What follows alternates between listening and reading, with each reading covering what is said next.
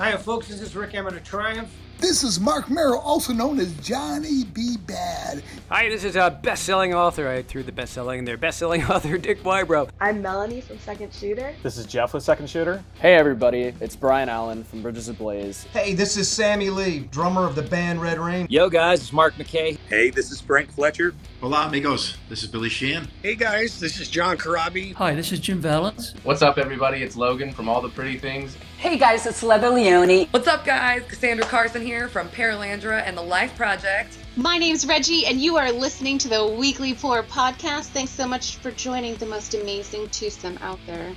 It's time once again for the Weekly Pour, the show that knows everything about absolutely nothing. Here are your hosts, TBT and Ace. That is us. You is you. I'm TBT. That guy over there is Fuzzy Ace. And welcome to the Weekly Pour podcast. This is episode 100. Are you serious? And 22. I'll let you guys know, right before we went on the air, Ace and I were discussing the fact that everything was crystal clear. Nothing was going on. And we were like, man, I really hope it stays this way. And then we go live. And it didn't stay that way. No. Because here we are. I don't understand at all. You need a t-shirt. That says what? Fuzzy Ace? Fuzzy Ace. I'll have you know, I got called that the other day. Oh, did you? Someone that watches. Yeah. Called me that. She happens to be in the chat along with a lot of our regulars. Shannon's in there, Mama TBT. The Viper is back in there. You are not a first-time viewer, so don't even try that. Sandra, let's see, Mrs. TBT, and of course Natalie, the wonderful moderator, and some guy named Ace. Is that Ace? AC? Aki? Assy? It's Ace.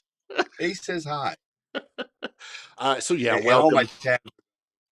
Make sure you hit the thumbs up if you're in there. That helps us out. Helps us help you. So, yeah. And only 5 of you have hit it, so you better hit it. 6 now because I just did. Yeah. What a week. It's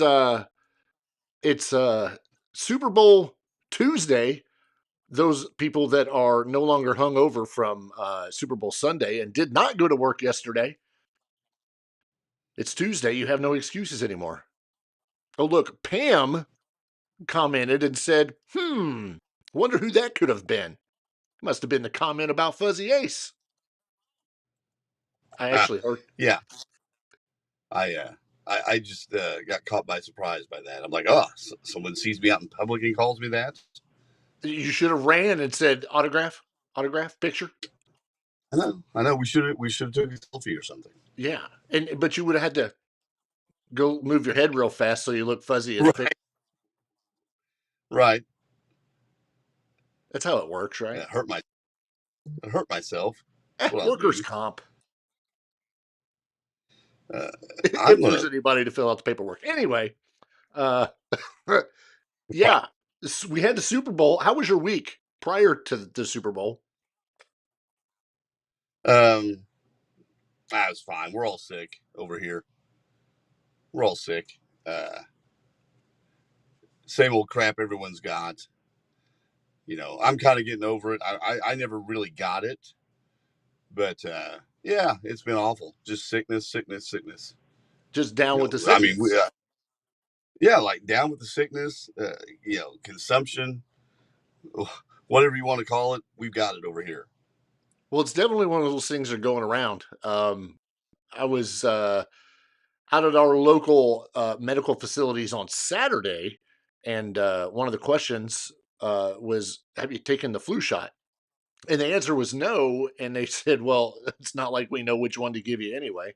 And I was like, oh, what? And they were like, yeah, there's like some kind of weird strain that's going around and they don't know which one it is. Flu A, B, C, D, F, 1, 2, 4. I don't know. Who determines that? Like, who decides, first of all, who gets tested first to decide what type is floating around? Or who gets to be the guinea pig to say, here, this is the one we're going to let loose this year? Yeah, right. Because it seems like every year it's like, well, next year it's going to be Type B. How do you How know? do you know? How do you know? Exactly. It's some sort of Falchonian conspiracy. Yeah. That's what it sounds like.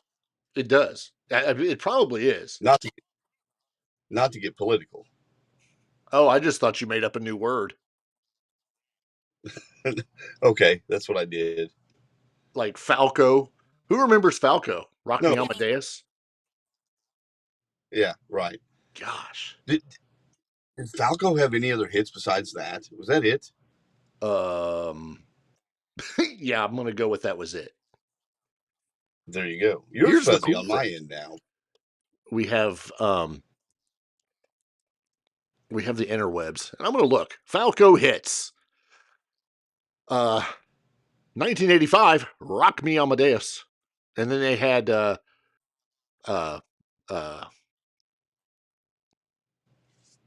yeah, so that was it. Rock Me Amadeus. Yeah, there you go. I don't remember Is it any they others.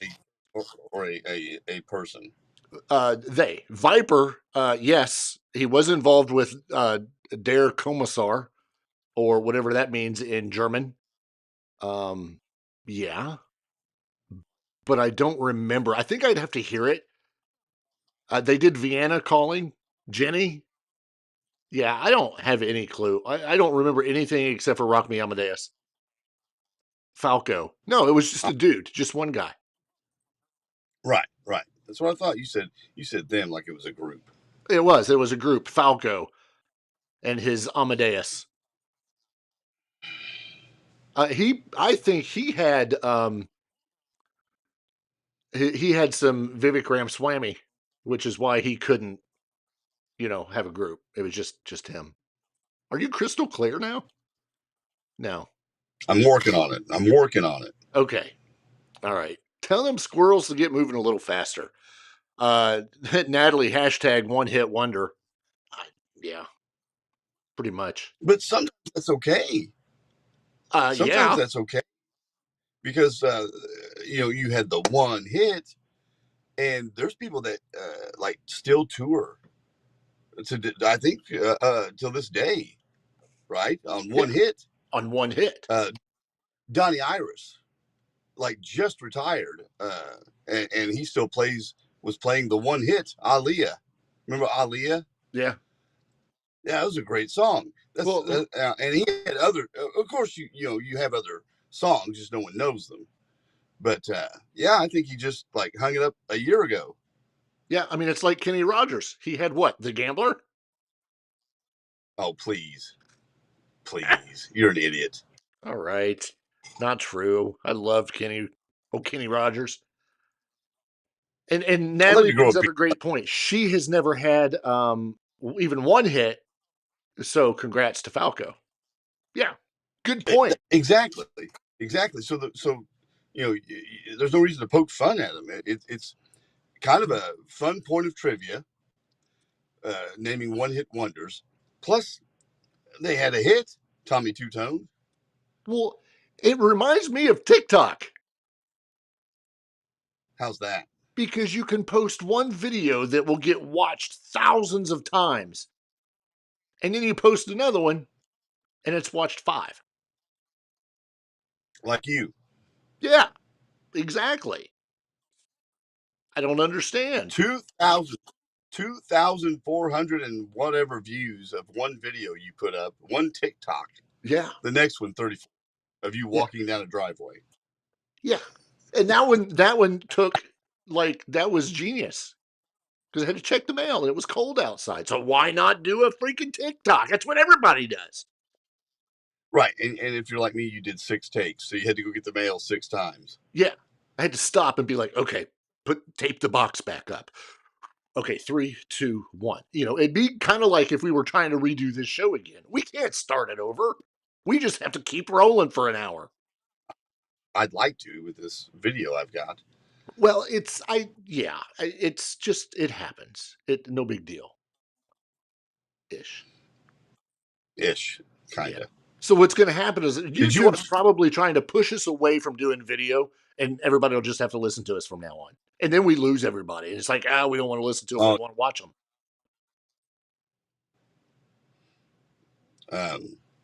Yeah. I don't know. Did you watch the Super Bowl? I did.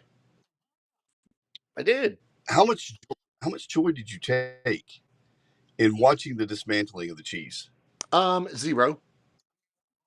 Really? Because I enjoyed every minute of it. Here's why. And I thought about that. Number one, I'm a Cowboys fan. It's okay. I hate the Eagles. However, here's what I wanted to see, because I'm looking at this from a different perspective. We're not going to be alive forever, and it would be kind of neat to be, alive when the very first team to ever win back to back to back, and we get to see it. It'd be kind of cool. So yeah, and plus there's 2 people on the Chiefs team that played for the university just up the road, and it would have been cool to see them get a Super Bowl ring. Otherwise, I didn't have a dog in the race or a horse in the fight. That's interesting, because there's 2 schools on that, because you didn't have a dog in the race because it's not your team, right? But a lot of times, if you're a Cowboys fan, you're out of it from day one anyway. So you kind of should pick a second team to enjoy, the ride into the playoffs. Wait until the playoffs, and then pick a team. There's a lot of people that do that. My second team is, or my Cowboys are out, so I'm going to root for these guys. And I think it makes it more interesting than just to sit there and watch passively and not get emotionally engaged. Yeah, you're just watching the Super Bowl to watch the Super Bowl, but you're not. Are you even entertained? Yeah, because it's football. And then, right, and then on the other hand, there's people that root for a team that is in their division because that's what they know. But the NFC East, those fans are notoriously mean to each other. Like, oh yeah, Giants, you probably hate the Giants. Hate the Giants. You hate the Eagles. You hate the Commanders. Hate the Redskins. Right. So that's not unusual. That division is really, really brutal that way. Yeah. That's the only division I know that is like that. That's how we were raised. That's part of the contract when you become a fan of an NFC East team. It's part of that is you shall not root for another team from the same division, or you'll be like banned forever. Because like if the Texans had went further in the playoffs, at least if they do well, it makes our division look less weak. Because the AFC South is weak and has been for a very long. And at least it would make our division look a little better. I usually watch for the commercials unless my team's playing, but that hasn't happened since 1996. So I watch for the commercials. The commercials have been crap for a long, long time. Pathetic. Even I had hope for Budweiser. When I saw Budweiser come up, I'm like, all right, here we go. 15 seconds later, I was like, I shaved my legs for this. They're trying very hard to rehab their image. I will tell you that. Well, that's fine. They are trying very hard. I think the horses need to go to rehab because it was horrible. So I will have the commercials on. I don't talk during commercials because the wife likes to watch the commercials. That's her entertainment. They were so bad this year, she never looked up from her phone. They were so unengaging. Yeah. But no, I thoroughly enjoyed the dismantling of the Chiefs because the Eagles were impressive. They were impressive.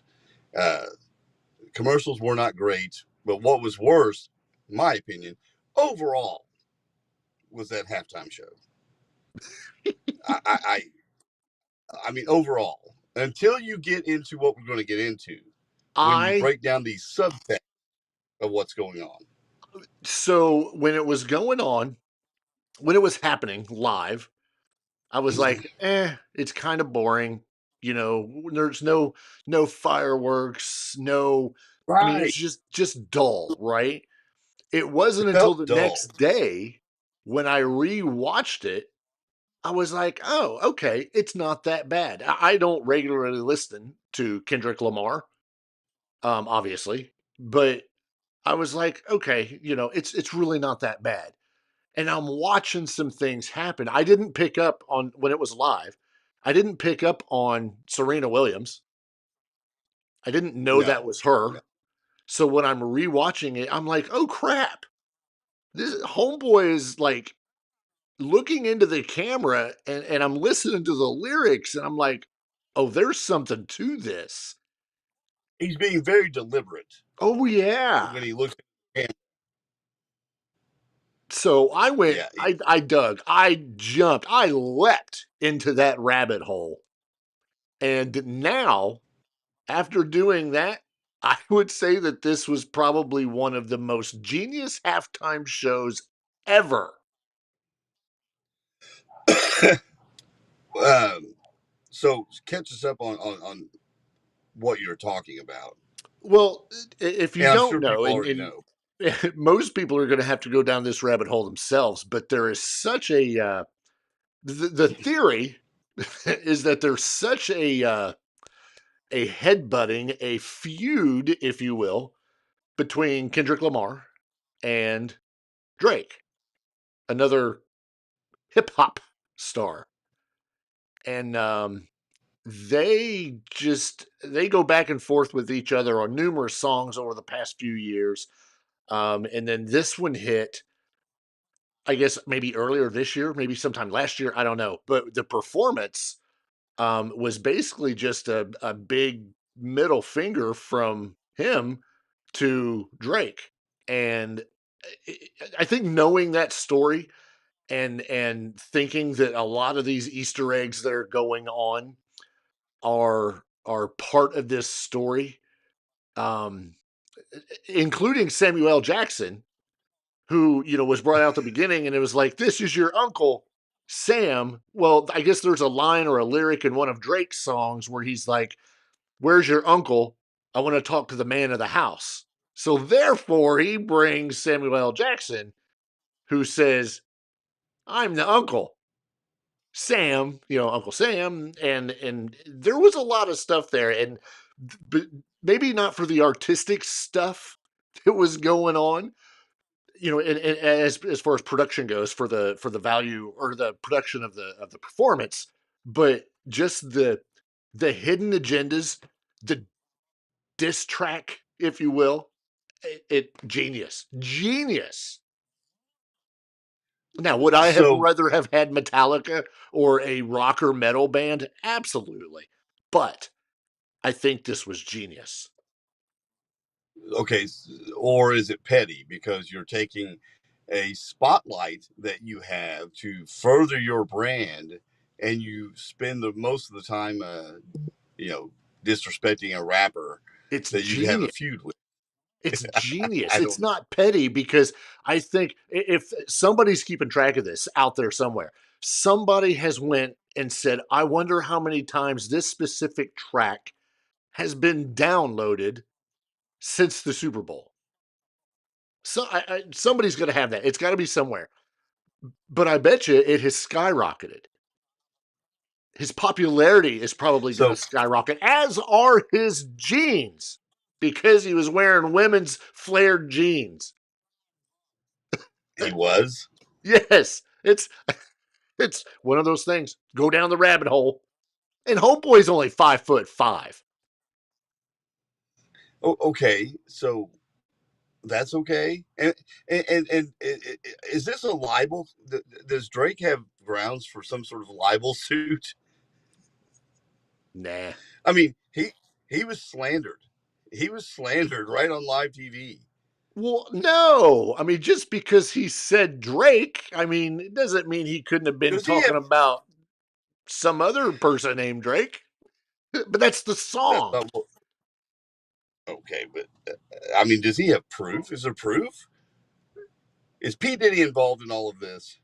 No, he's in jail. What Drake's problem is? Yeah, but I mean, he wasn't when Drake was running around, I guess. Oh, Viper just hit a nerve. What's that? He just said, "Go easy. Ace is only 5'6". That's fine. There's nothing what's that got to do with Homeboy being 5'5"? Ace doesn't wear. Do you have those pants? I don't. I wear big boy pants. You don't wear flared out pants? No. Here's another thing: is Drake already on the phone, clamoring to be on next year's halftime show? Like clamoring. No, he's probably already writing something and recording it in the studio, ready to get it going. Yes, but also getting it going so he can be on the halftime show. No, I don't think so. I don't think they'll let him. No. It ends here. I win. Here's the thing, too. This isn't just something that wasn't a popular tune. When you've got however many thousands of people decide to sing along to one part of the song. That's it. One part. It's a hyphenated word, A minor. When the entire stadium is screaming that line, there's some popularity. And you have wasn't there a necklace? Didn't he have a necklace that was a small A? No, it was an A minor. Yes, A minor. Yes. Yeah. See, clever. Very. See. Oh, and Serena Williams is also one of Drake's ex-girlfriends. Oh my God. Yeah. Are we going to see skyrocket? Is there going to be like a drive-by? Is this a Biggie Smalls situation, or is someone going to shoot somebody? What's Fitty think of all this? I don't know. Call him. No, I think this is it. I think this just went. I think this was done. Game over. Game over. So, believe it or not, there is a Wikipedia page about this whole feud already, and it is extensive. This thing is extensive. This goes back to something like 2011. 2011. And it gives you all the background. I have not taken the time to read this. I don't care that much. But, my God, this keeps going and going and going. And, yeah. Stuff happened at the Grammys? Did stuff happen at the Grammys? I don't know. I don't keep up with that. Well, you're the one that is the expert on this. Well, yeah, I just getting into a little bit of it. I didn't go down. I guess I didn't fall that far down into the rabbit hole. But yeah, it was a lot. I didn't, like I said, it was the live performance. It was all right until I went back and watched it and started catching on some things.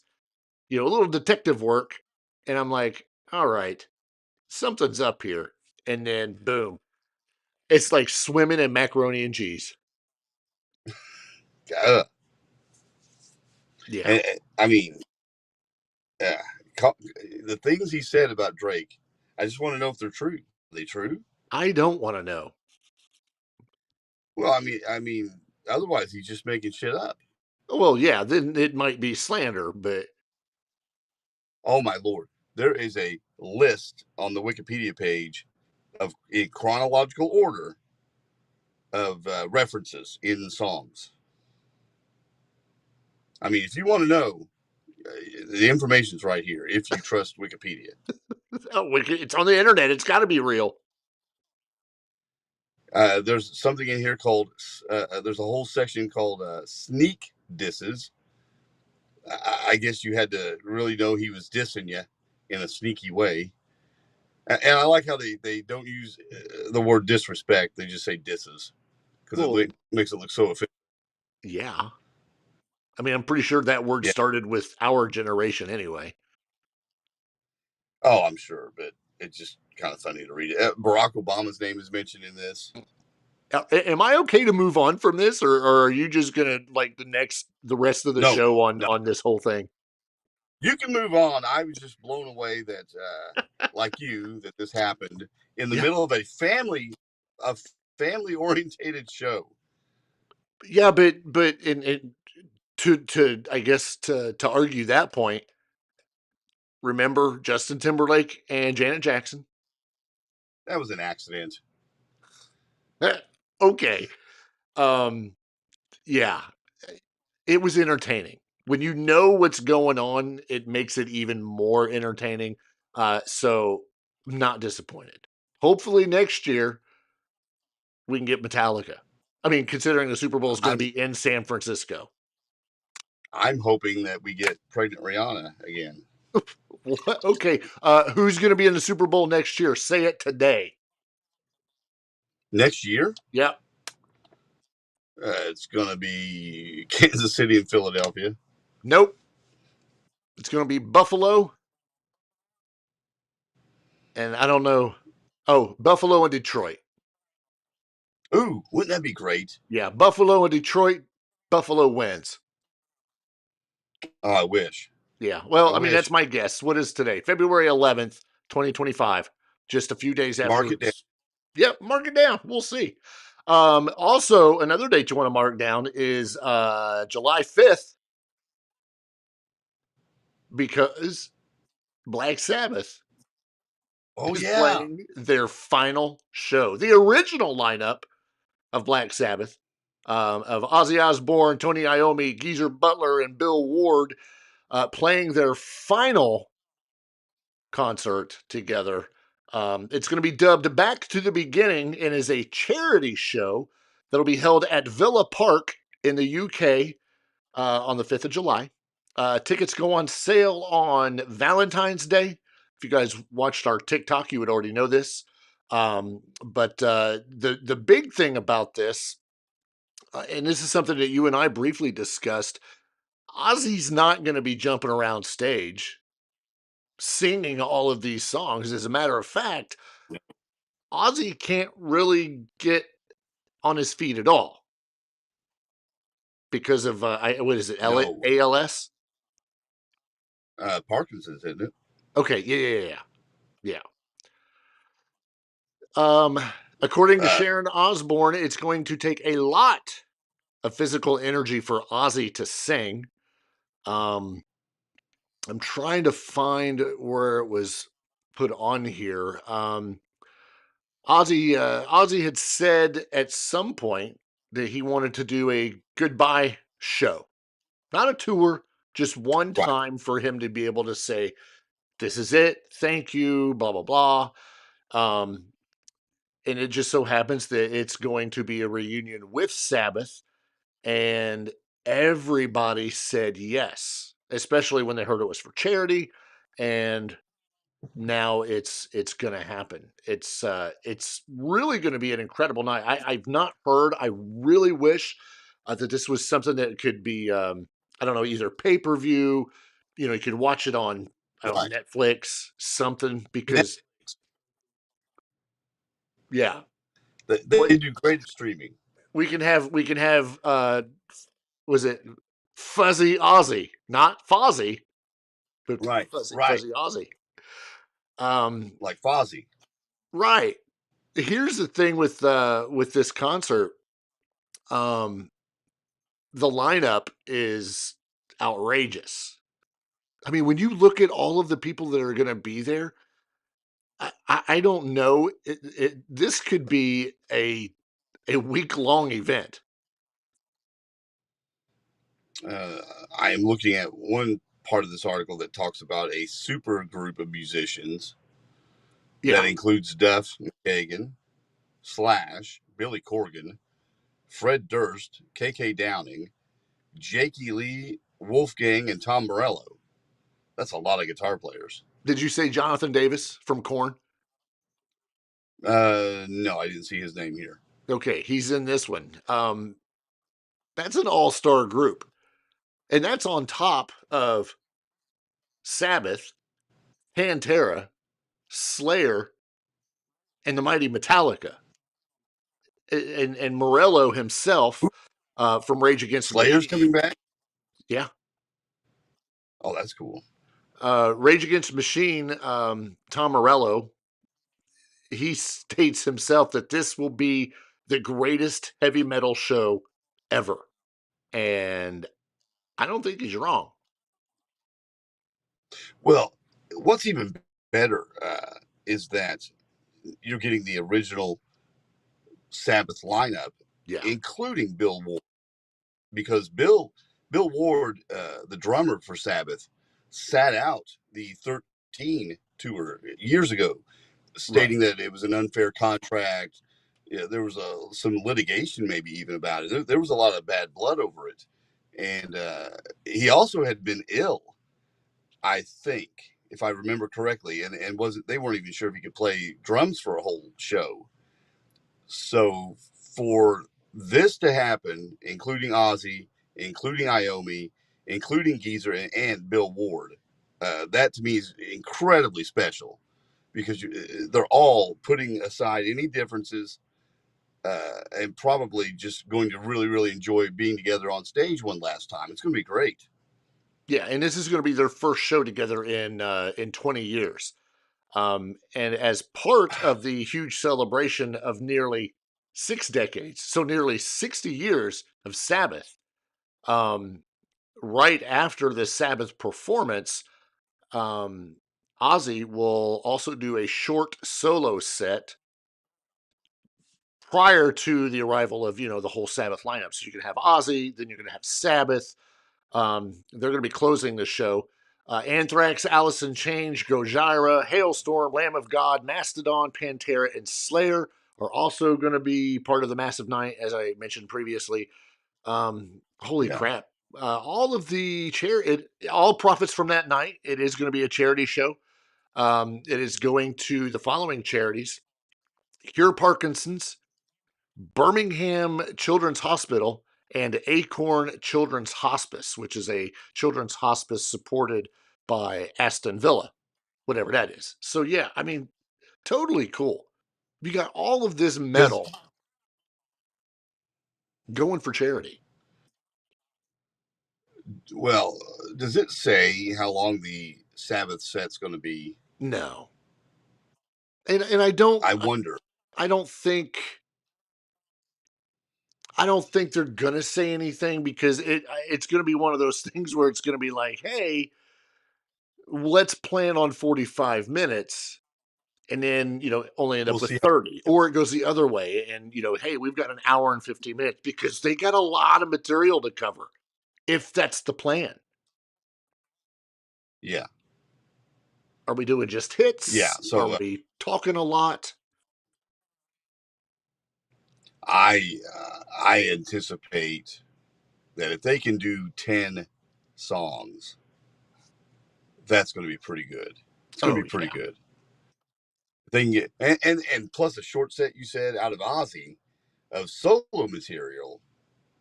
I mean, what do you cover there? Another 5 songs? I don't think we can keep Ozzy on stage much longer than an hour. I don't think. Yeah. Yeah. In a recent interview, Sharon stated that Ozzy didn't have a chance to say goodbye to his friends and his fans, and he feels there's been no full stop. This is his full stop. She also added that he's doing great and very excited about this, about being with the guys again. Obviously, Sabbath and all of his friends. It's exciting for everyone. And what are we? We're in February, March, April, May, June, July. 5 months. I mean, usually a show like this is announced, well beyond 5 months, but this is all we got. It's probably a good thing. We don't want to go any further than that. Right. Because, we just don't know with Ozzy's health how he's going to progress in 5 months. Right. How's he going to feel in 5 months? I mean, when he did the halftime show 2 years ago. We don't even know how they propped him up. We suspect they chained him to the stage somehow, Right. because we weren't even sure. And I think his conditions worsened since then. So I hope it goes well. I'm excited for it. I think it's gonna be fun. And I'm like you. I hope they stream it somehow. Oh, I hope so. Or maybe release a DVD later, even. That would be really cool. A what? A DVD. What is that? Like a Blu-ray. The things you put in the DVD player. A what? That people still have those. You are in the Gen X age group, so I don't want to even hear it. You know what I'm talking about. Don't treat me like a boomer. DVD? Yeah, I agree with you. It'd be good because it's definitely one that I would download. Whatever. You could buy. I don't have a DVD player. I can't play it. I have two. I kept all my shit. You can let me borrow one so I can watch it and give it back when I'm done. I don't know. Do you have the inputs in the back that I can plug shit into, or are you too fancy for that? Wait, inputs in what? The back of the TV?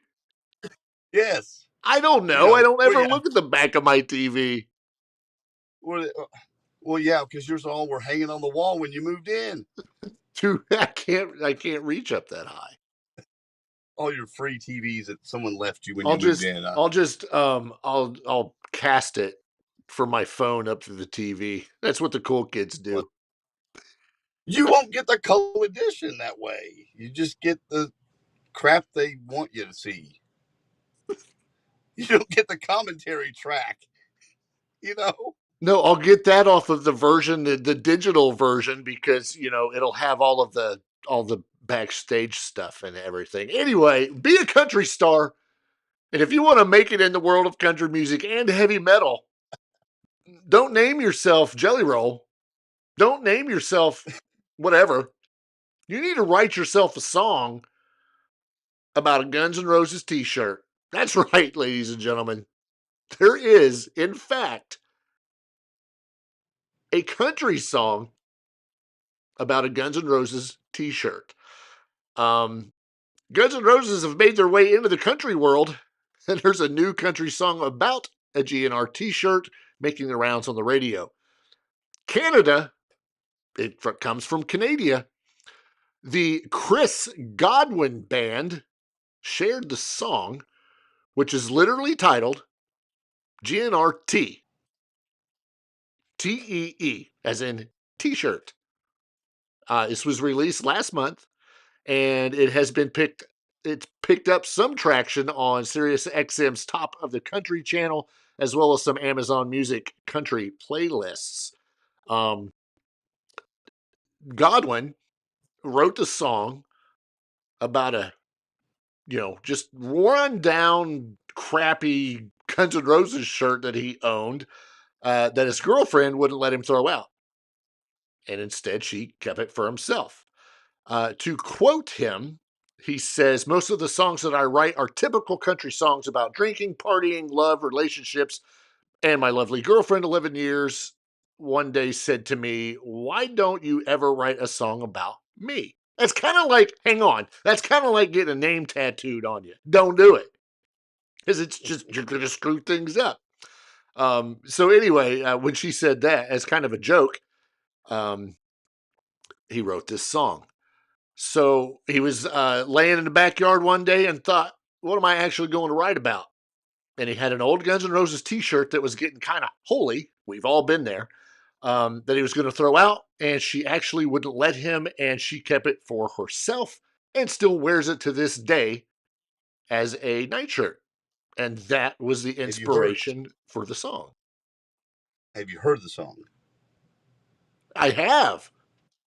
Okay. Is it slow and sentimental? Yeah. Yeah, that's what I figured it would be. Yeah. That sounds like something country music would do. They would twist that into something very slow and sentimental. Yeah, they did. He did. Not only did Guns N' Roses inspire the name of the track and its lyrics, but Slash had an influence on the guitar solo that you hear in the latter half of the song. The singer said, I wanted to be inspired by something Slash would do from Guns N' Roses. It had to be this big standout, run into it kind of solo. And you can jump onto the YouTubes and type in Chris Godwin Band, GNRT, or just type in Chris Godwin Guns N' Roses, and you'll be able to find it. The lyrics are here. No, lovey-dovey, blah, blah, blah. It's a sappy love song. It is. I Country will listen music to fans it. will love it. Yeah. Oh, I guarantee you this will be a hit. It should be. Because it's something that's relatable. I'm being serious now. It's something that is relatable. Of course he would turn it into something sentimental, sappy, slow, but those things work because we all had. We talked about it before we went in the air. I still have most of my T-shirts, and I think I gave most of them to my daughters to wear for night shirts, just like you mentioned in the song. And then a handful I wear on the show. Right. Those are original old 80s T-shirts, but I wouldn't throw one away for nothing, ever. Oh, no. I still have a ton in a drawer, but the drawer keeps getting emptier and emptier every time a little TBT comes home because she does the same thing. She goes in there, she's like, oh, I think I'll take this one. But I have to follow her because there are some that I'm like, yeah, no, you're not taking that one. Right. I started reclaiming a few. Oh, especially when I accidentally gave the wife's to her, thinking that the wife wouldn't care because they're old T-shirts. And now I'm trying to reclaim those back. Yeah. Slowly but surely. But yeah, it's relatable, so I can see it being a hit. It is. It should be. And we'll see. Again, that's Chris Godwin Band, GNRT. You've got to listen to it. I mean, you heard it here. And tell him, hey, we heard TBT and Ace talking about it. He doesn't know who the hell we are, but hey, why not? When you said his name was Godwin, all I could think of was the Godwin. I knew you were going to say farmer. That. Yeah. The old WWF pig farmers. Yep. The Godwins. Yes, the Godwins. Yeah. If nobody heard about this, Vince Neil was in the news yesterday as a aircraft that he privately owns was involved in a crash near Scottsdale, Arizona yesterday. Molly Crew released a statement that states earlier today, a private plane owned by Vince Neil was involved in a crash near Scottsdale, Arizona. The pilot was tragically killed.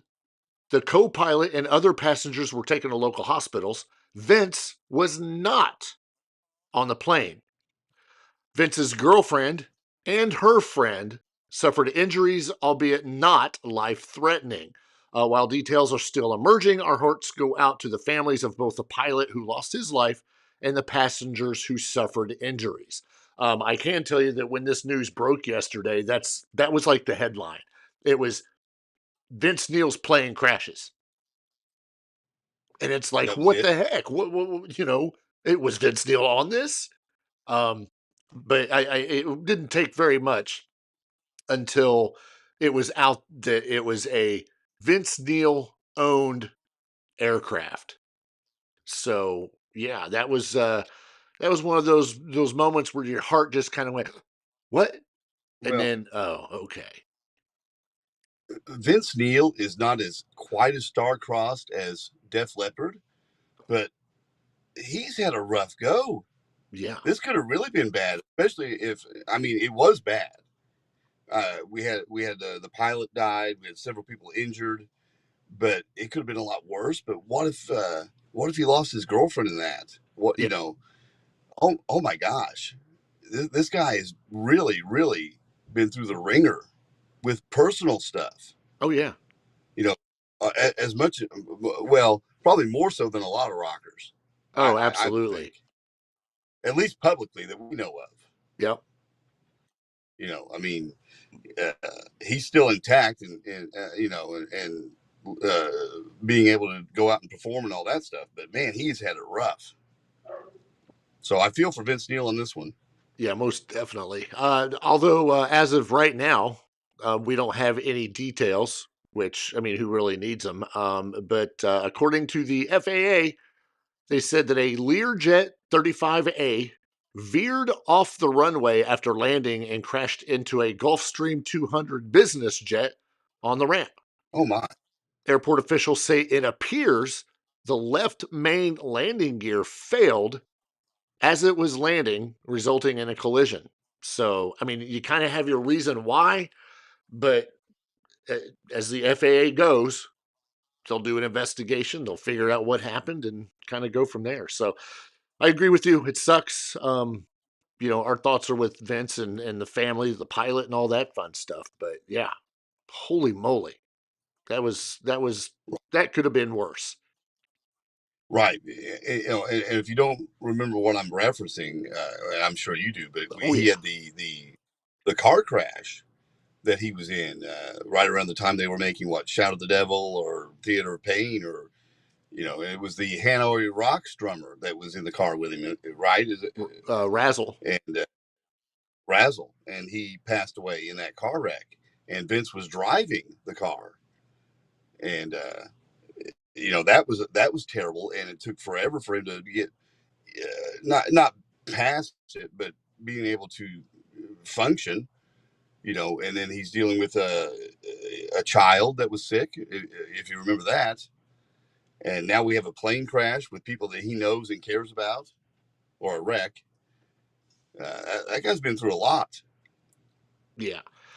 That was 1984 was when that automobile crash was. So that was Right. what, Theater of Pain, I believe. You know, right after Shout at the Devil and Theater of Pain, right in that area. Yeah. Yep. But yeah, he's had a rash of bad luck. In a recent interview with Mark Strigel, like anybody knows who that is, Warrant bassist Jerry Dixon spoke about the band's plan to release new music. Supposedly, we're going to get a box set of things that they have with original frontman Jani Lane, who, of course, tragically passed away himself, and it's unreleased stuff. According to Jerry, he says, we have maybe a song from a demo. We've got 9 records that the rights have come back to us over the years.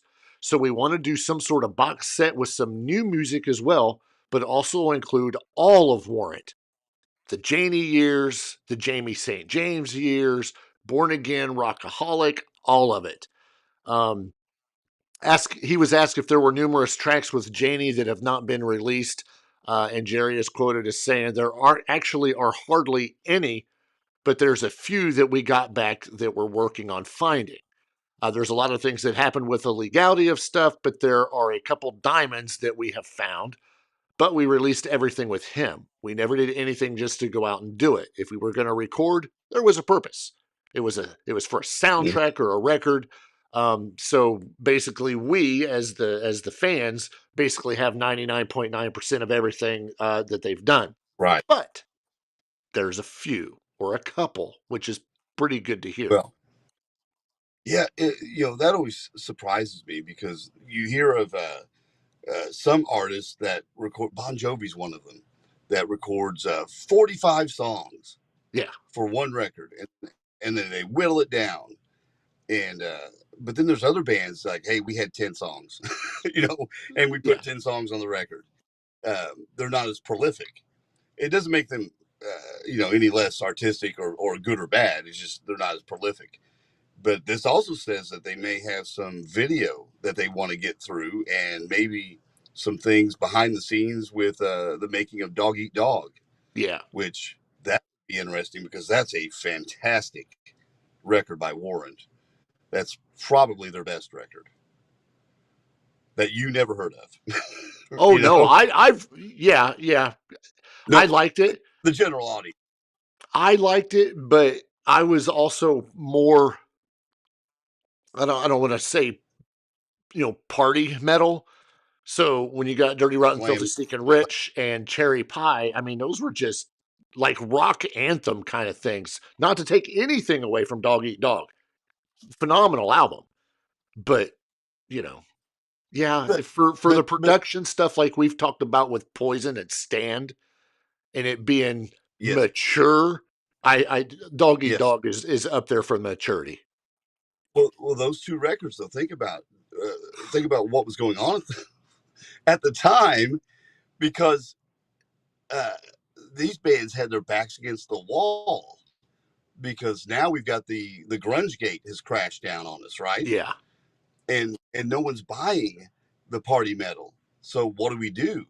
We don't want to, put a bunch of flannel on and become a grunge band. We're rockers, and we have to find a way. Winger did the same thing. I think Winger's Pull record is their best record. I mean, it's fantastic because they explored other themes and elevated their songwriting. Right. And so did Warrant. So did Poison. That's why their backs were against the wall, and they had to elevate their songwriting and their musicianship. Yeah, they couldn't just get by on. They couldn't get by on MTV videos and flashy guitar work. We have to have some substance to what we're doing now. Yeah. Well, I mean, yeah, that's what happens when MTV was slowly going away. Right. Yeah. Record Store Day. It's coming up next couple of months. I'm sure we'll talk about this again. April 12th, 2025 will be Record Store Day. One of the big questions we've been getting is, are there going to be any metal albums, rock? That answer is absolutely yes. There are hundreds of titles available in celebration of Record Store Day, and listing all of the rock and metal releases to look out for this year. There's a lot. There's no way we can go through all of this. Is there anything that would catch your eye? Oh yeah. I'll start from A to D. The Eternal Idol from Sabbath. Ooh. Dokken, Beast from the East live. It's a 2-disc LP. It'd still be pretty good. Still looking. Scott Ian, Black Knight Sword of Rage, which is music from the original Pinball soundtrack. Scott Ian, of course, from Anthrax. So glad you had pants on. Live in Atlanta from 1982, Judas Priest. The Lost Demos of Geddy Lee. That could be interesting. It could be, yeah. It's all bass tracks. An undisclosed format. I'm not exactly sure what that means. Of Smoking in the Boys' Room and Home Sweet Home from Motley Crue. It should be, I don't know, the last couple things released by them, but these are old school songs, so maybe it'll be better. Right. I'm trying to get through here real quick. Tesla, Real Volume 2, undisclosed format. Oh, I know what that means. Okay, never mind. Undisclosed format. You're just talking about they don't know if it's going to be like a 7-inch single, 2 LPs, whatever. I'm thinking format. I'm thinking like country, rap, hip hop. Czechoslovakian. What I was reaching for real quick. To give you an idea of what you can get on RSD, this is the 40th anniversary of Triumph's Allied Forces in a boxed set with, it's just full of goodies. It's the Allied Forces LP. It's a concert LP in there. I think there's 3 records in here of different things. There's lyric sheets. There's, guitar picks. There's exclusive photos. There's just all kinds of stuff that they pack into these, make it special for Record Store Day and make it limited. And, some of them are numbered. You might only have 100 of them and you get one, that kind of right. This was a gift from Kathy at Music More Records. But yeah, it's awesome when they can do cool stuff like that. And if you have a fan, you're a fan of a specific band that puts out an iconic record and redoes it for Record Store Day, you get some cool stuff. Yeah, that potential's there. I'm still waiting for, what was it we talked about the other day? Oh, never mind. When we're off the air, I'm going to tell you about an album that I've been able to get my hands on. Okay. You'll understand when I say off the air, so I'll have to tell you, and then we'll decide whether or not we'll say anything, because it's fun. Okay. All right. We're coming down to the end of this episode. We want to make sure that you please tune in next week. With that being said, I'm going to pop something up here. I'm going to see if I can get it to play at least a couple times. Hopefully the copywriters don't get it and prevent this from being broadcast. But I'm going to put this out here. Ace and I are basically going to sign off. So tune in next week. Please. It's going to be very important. Hopefully Ace will be crystal clear. No more fuzzy Ace. But I'm gonna mute both of our mics, and I'm gonna try to play something and see if it comes through. If it does, great. If it doesn't, then just go to our social media, because it'll be there probably tomorrow. So stay tuned, and we'll see you guys next week.